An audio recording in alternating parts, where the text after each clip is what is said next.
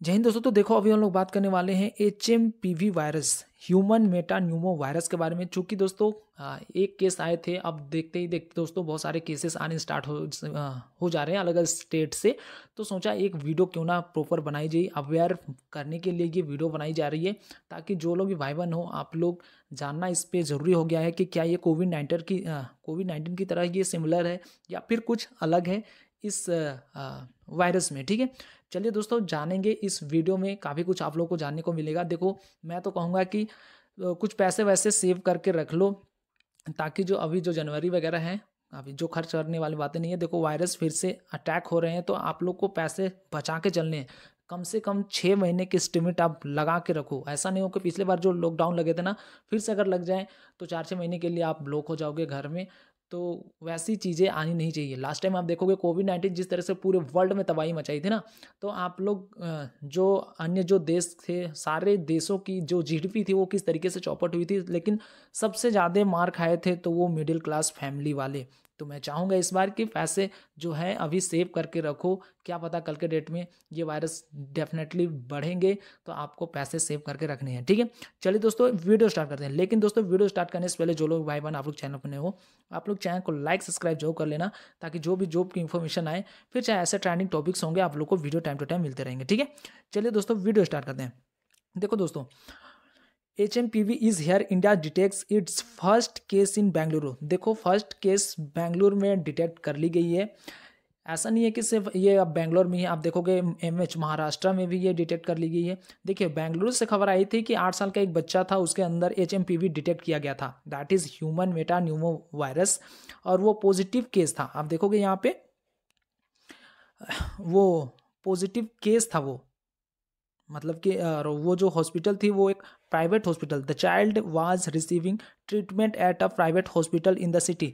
Private hospital थी, वहाँ से ये पहली केस आई थी।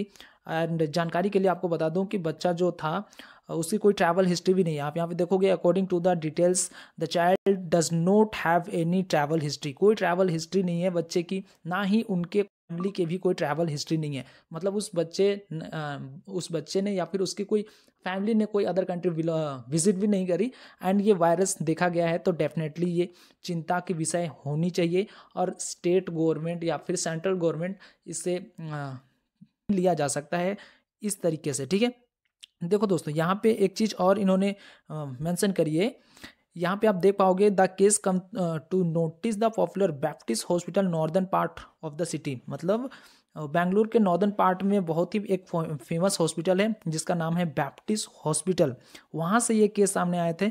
बट यहाँ पे एक चीज़ ध्यान रखना पड़ेगा आप लोगों को। यहाँ पे जो स्टेट हेल्थ जो डिपार्टमेंट है, उन्होंने क्लैरिफाई किया है कि यहाँ पे जो सैंपल टेस्ट हुए थे ना, वो सैंपल टेस्ट जो की गई थी वो प्राइवेट हॉस्पिटल से की गई थी, गवर्नमेंट हॉस्पिटल से नहीं की गई थी, प्राइवेट हॉस्पिटल से की गई थी। इसके बावजूद भी यहाँ के गवर्नमेंट ने कहा है कि the reports have come from the private hospital and we have no reason to doubt the test of the private hospital health department of sources said. यहाँ पे इन्होंने कहा है कि हम भले ये प्राइवेट हॉस्पिटल से ही किए गए हों ये टेस्ट, लेकिन हम इस पे डाउट नहीं कर सकते हैं। देखो 4 जनवरी को चाइना ने ये इस कंसर्न को डाउन प्ले किया एंड कहा कि ये एक एनुअल सीजनल रिकरेंस है। लेकिन जिस प्रकार से चाइना इस वहाँ के जो केसेस बढ़े हैं, इस वजह से अब चिंता ये हो रही कि क्या चाइना कुछ छुपा तो नहीं रहा। देखो चाइना की पहले से मोनोपोली रही कि हर एक चीज़ें वो छुपा के बयान करता है। लास्ट टाइम आप कोविड-19 में देखोगे तो उस वक्त उन्होंने एक केस को, मतलब 100 केस को 2 केस दिखा के दोस्तों कैसे पूरे विश्व को गुमराह किया था। तो इस बार भी सेम चीज़ें हो रही है। वहाँ पे आप देखोगे अन्य भी देश में ये फैलते जा रहे हैं। यहाँ पर आप देख सकते होगे लाइक यहाँ पे लास्ट टाइम मैं देख रहा था मलेशिया, इवन आप देखोगे जापान में भी ये इम्पैक्ट डाले जा रहे हैं HMPV वायरस, और ये फैलता ही जा रहा है। इवन इसमें आप और भी नंबर्स आप देखोगे, जो वर्ल्ड के जो अन्य जो देश है इसकी संख्या अब दिनों दिन बढ़ती जाएगी यहाँ पे। ठीक है, साथ ही दोस्तों आप देखो यहाँ पे रिपोर्ट्स कि किस तरीके से हॉस्पिटल में यहाँ पे खचाखच भरे पड़े। ये सोशल मीडिया साइट्स के ही जरिए पता चलते जा रहे हैं कि किस तरीके से वहाँ की हॉस्पिटल है, वहाँ पे ये चीज़ें बढ़ती जा रही है। ठीक है, कई सारे मीडिया सोशल मीडिया रिपोर्ट पे यहाँ पे आप देख पा रहे होंगे कि साफ साफ दिख रहा है कि किस प्रकार से हॉस्पिटल खचाखच भरे पड़े हैं।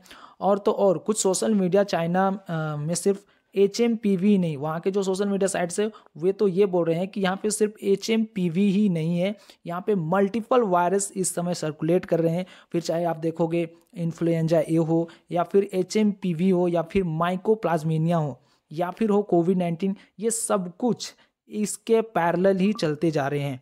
And there are even claim कि चाइना ने कुछ जगह इमरजेंसी भी डिक्लेयर करी है।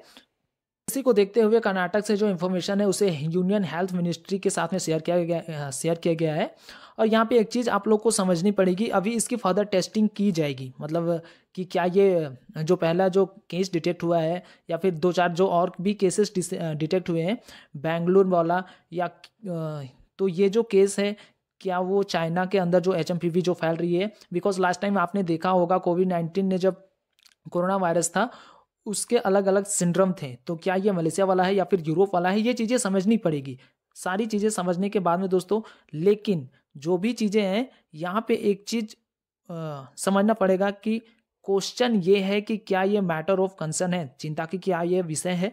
तो देखो मैं ये नहीं कह रहा हूँ कि एकदम से पैनिक हो जाना है, प्रॉब्लम में आ जानी है, क्योंकि बहुत सारी चीज़ें हमने सीखी हैं। कोविड-19 वाला जो सिचुएशन आया था वो इस जनरेशन एंड कई और जनरेशन के लिए नया था, इसी वजह से उसमें पैनिक सी हो गई थी। यहाँ पर तो हमने काफ़ी कुछ सीख लिया है ना, जैसे कैसे चीज़ों को हैंडल करनी है, ये सारी चीज़ें। लेकिन ये मैटर ऑफ कंसर्न क्यों है, क्योंकि आप समझिए 5 साल पहले जो कोविड-19 का कहर देखा गया था उसमें मिलियंस ऑफ डेथ्स हुए थे एंड स्पेशली चाइना में ही इसकी शुरुआत हुई थी।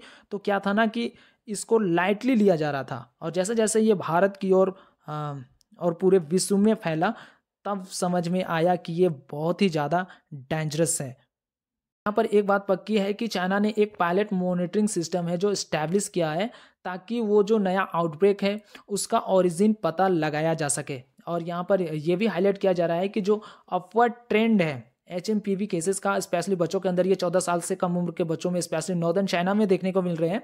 चाइना का नॉर्दर्न पार्ट वाला जो है, यहाँ पे आप फोटो में देख सकते हैं स्क्रीन में, जो नॉर्दर्न वाला जो पार्ट है ये वाला जिसकी राजधानी बीजिंग, यहाँ पर ज़्यादातर देखने को मिलेंगे। अब सवाल ये आता है यहाँ पे कि ये कोई नया वाला वायरस है, तो देखो नहीं, ये HMPV जो थी, HMPV वायरस, ये फर्स्ट टाइम 2001 में डिटेक्ट कर लिया गया था।